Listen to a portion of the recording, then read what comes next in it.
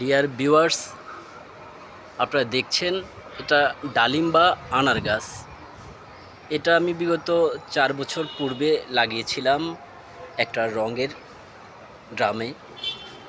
বিগত 3 বছরেই মাশাল্লাহ এটাতে ভালো ফলন, অর্থাৎ ডালিম বা আনার সেটা হচ্ছে। আপনারা নিশ্চয়ই দেখতে পাচ্ছেন এবার 9টা ডালিম বা আনার রয়েছে।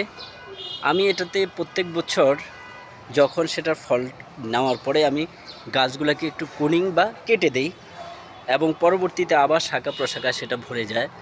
আমি এটাতে এই গাছটাতে যেই খাদ্য দিয়ে থাকি সাধারণত আমি জৈব পদ্ধতিতে দিয়ে থাকি। এখানে চা পাতা, ডিমের খোসা এবং কলার খোসার চূর্ণ আমি দিয়ে থাকি এবং 7 দিন অথবা 15 দিন অন্তর অন্তর আমি এই গাছটাতে কলার খোসার পানি দিই, যেহেতু এটা ফল গাছ, পটাশিয়ামের দরকার।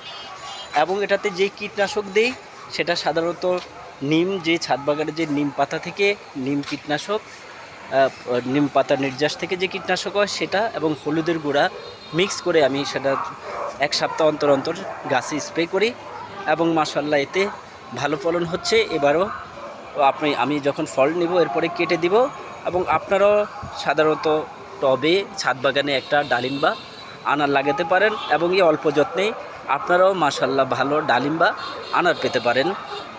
সবাইকে ভিডিওটা দেখার জন্য ধন্যবাদ।